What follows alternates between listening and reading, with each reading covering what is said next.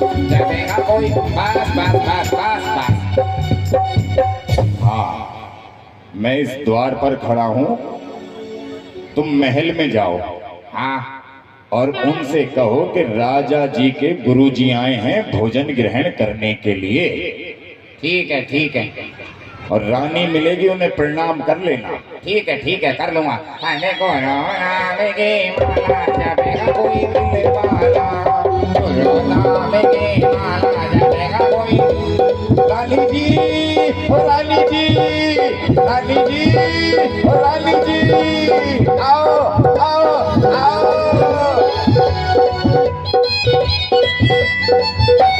रानी जी की जय हो। आप रानी हो? तुम्हें क्या लगता है?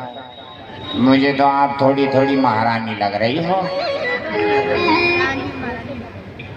तुम कहना क्या चाहते हो? मैं ये कहना चाहता हूँ आपको रानी जी कि गुरुजी आए हैं, भोजन की तैयारी हो गई हो तो उनका पेट भर जाएगा क्या? वो तो सारी तैयारियां हैं, लेकिन मैं रानी नहीं हूँ। तुम रानी नहीं हो? मैं तो रानी की दासी हूँ। विवाह हो गया तुम्हारा? क्यों? मेरा भी नहीं हुआ। तुम मेरे पीछे पीछे क्यों आ रहे हो? मेरा विवाह करा दो। मैं तो दासी हूँ। तुम्हारी कोई बहन होगी तो उसका क्या करना है? तो उसका करवा दो किसी से। रानी को बुला कर लाओ। मैंने बेकार में तुम्हें प्रणाम कर दिया, प्रणाम वापस दे देना मेरा। सुंदर होने का लोग कैसा कैसा फायदा उठा रहे हैं। रानी जी, ओए रानी जी, रानी जी की जय जयकार, जय जयकार, जय जयकार। मैं आपके लिए एक सूचना लेकर आया हूँ। हाँ हाँ बोलो। महारानी जी, आपके द्वार पर भिखारी खड़ा है। तो उससे कहो कि राजकोष से जो भी चाहिए वो लेकर जा सकते हैं। ठीक है बोल देता हूँ। गुरुजी गुरुजी गुरुजी गुरुजी गुरुजी। बन गई बात। क्या कहा? उन्होंने तो कहा राजकोष में जाकर जो चाहिए वो ले लो। मैं तो दासी ले रहा हूँ। तूने उनसे जाकर क्या कहा? मेरा परिचय कैसे दिया? मैंने आपका परिचय बड़े सम्मान से दिया था। कैसे?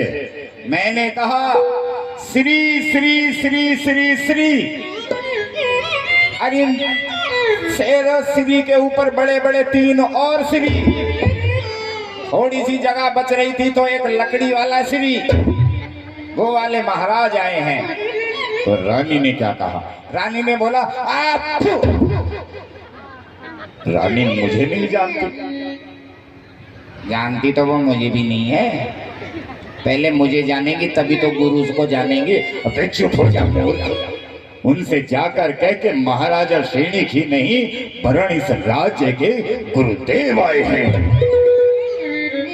कह तो ऐसे रहे जने कितनी जमीन दान कर दी इन्होंने। रानी जी की जय हो, रानी जी की जय हो। पहली सोचना गलत थी, अब की सोचना सच्ची है। तो हाँ हाँ बोलो, क्या कहना चाहते हो? महारानी जी, आपके द्वार पर भुक्कड़ खड़ा है। उसे खाना खिला दो, नहीं तो तड़प तड़प के मर जाएगा। उनसे कहो भोजनशाला चालू है, जाकर वहां क्यों नहीं खा लेते?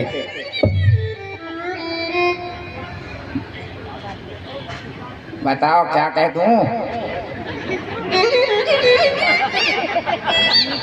क्या कह दूं गुरुजी से? कह दूं कि भोजनशाला में चले जाएं? जाओ यहाँ से, हट। गुरुजी, गुरुजी, बात बन गई, बात बन गई। भोजन की तैयारी हो गई। अब तो पूरी उम्र बैठकर गरम गरम रोटी खाऊंगा। अगर तुम मेरा ब्याह करा दो तो। मूर्ख कहीं के, ये बता कि तुमने अंदर सूचना दी कि नहीं दी? मैंने आपका परिचय दिया लेकिन वो आपको जान नहीं रहे थे। तो फिर मैंने अपना परिचय दिया। महारानी तो क्या, पूरा राजमहल मेरे पाँव में लेट गया, पाँव में। तुम्हें जानते हैं, मुझे नहीं जानते। तभी तो कह रहा हूँ थोड़ी जानकारी बढ़ाओ और कुछ दिन के लिए मुझे अपना गुरु रख लो। तू आश्रम चला, आज तुझे बताऊंगा मैं। हे भगवान, कोई महामारी भेज दे भगवान। अबे चल यहाँ से, मुझे कहिएगा। आइए महाराज की जय हो। आइए गुरुजी। ये रानी है और पीछे वाली अगर मन किया तो महारानी बन सकती है। ये संस्कार है तेरे, किसी के घर में जाकर इस तरह का अभद्र व्यवहार कर रहा है। मैं आपकी जगह साफ कर देता हूँ, जगह साफ कर देता हूँ। ये देखो, भोजन की तैयारियां तो हो गई है। हाँ, अपनी जगह साफ कर लो गुरुजी। रानी जी भोजन लाओ, गुरुजी थके हुए हैं। और जो भी लाना 2 लाना।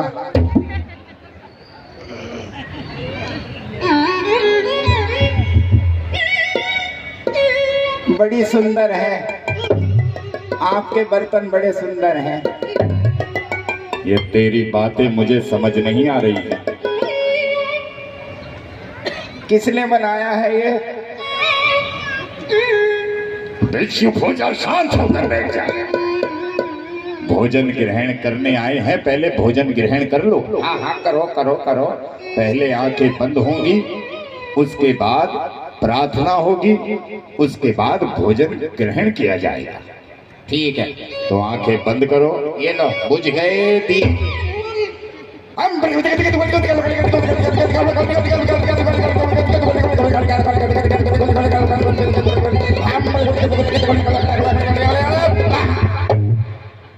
अब आंखें खोलो और वो है, ये भोजन कहाँ गया? ओहो, मुझे ऐसा लगता है प्रार्थना ही सो भोजन करके चली गई। क्या होगा तेरा? मुझे तो ऐसा लग रहा है अब तो कुछ अच्छा ही होगा मेरा। उंगली नीचे रख। महारानी,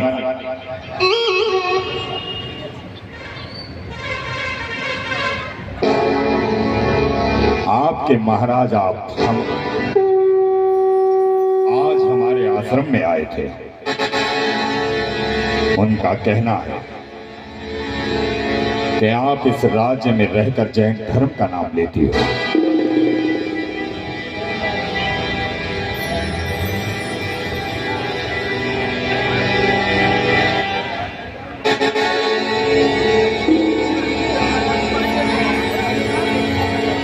लेकिन महारानी तुम्हें यह बताते हैं कि इस राज्य में जैन धर्म का नाम लेना आपके लिए उपयुक्त नहीं होगा। इसलिए आप अपने जैन धर्म को भूलकर मुझे अपना गुरु स्वीकार करो। तुम जानना चाहती हो कि मैं सर्वश्रेष्ठ किस लिए हूं?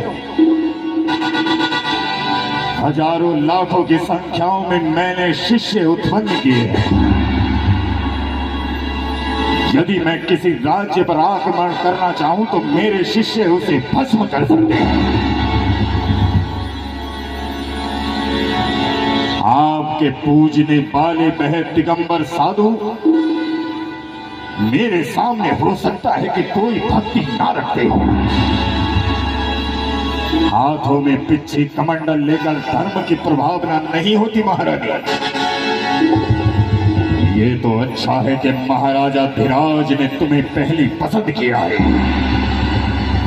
अन्यथा अन्यथा अन्यथा तुम्हें मृत्यु दंड दिया जाता। मैं सब धर्मों में सर्वश्रेष्ठ, अपने मंत्रों से भूत भविष्य वर्तमान काल को नियंत्रित करने वाला, अपने श्राप से बड़े बड़े राज्यों को भस्म करने वाला, मैं त्रिकालदर्शी। इस क्षण के पश्चात तुम्हें अपने शिष्य स्वीकार करता हूं। मैंने तो सोचा था कि मुझे समझाने कोई बड़े ही धर्म धुरंधर आएंगे, लेकिन आप तो केवल अपने ही डींगे हाँक रहे हो। ना तो आप जैन धर्म के बारे में जानते हैं, ना आप दिगंबर गुरुओं के सम्मान के बारे में कुछ समझते हैं। ये नीति, ये प्रवचन मैं भी जानती हूँ। मेरे दिगंबर महामुनिराज कहते हैं कि जो धर्म इस संसार में किसी दूसरे धर्म को अपशब्द कहता है, उस धर्म से गिरा हुआ कोई धर्म नहीं हो सकता। मैं उस धर्म को मानने वाली हूँ जिसमें जियो और जीने दो के सिद्धांत से जीवन जिया जाता है, और तुम उस धर्म को मान रहे हो। तुम वैसे गुरु बन रहे हो जो भगवान का नाम लेने पर मृत्यु दंड देता है। सच कहा है तुमने, दिगंबर साधु और तुम में कोई बराबरी नहीं हो सकती है। दिगंबर साधु तो चलते फिरते तीर्थ हैं और तुम चलते फिरते एक युद्ध हो। मैं जानता हूं महाराज, जैन धर्म ने तुम्हारी बुद्धि को धूमिल कर रखा है, इसलिए कल स्नान इत्यादि से निवृत्त होकर तुम्हें मेरे आश्रम में आना होगा। मैं तुम्हें अपने मंत्रों की महिमा बताऊंगा, मैं तुम्हें अपने मंत्रों के चमत्कार दिखाऊंगा। कल प्रातःकाल मेरे आश्रम में आना, ताकि मैं तुम्हें तुम्हारे जैन धर्म से दूर कर सकूं। चलो शिष्य। ये क्या? हमारी बाएं पांव की चरण पादुका कहाँ गई? मुझे ऐसा लगता है जब हम भोजन का आनंद ले रहे थे ना, तो कुत्ता चरण पादुका लेकर भाग गया। जाओ ढूंढ कर लाओ। क्या चरण पादुका के कुत्ता? खो क्या गया है? खो तो कुत्ता गया है। मुझे किस चीज की जरूरत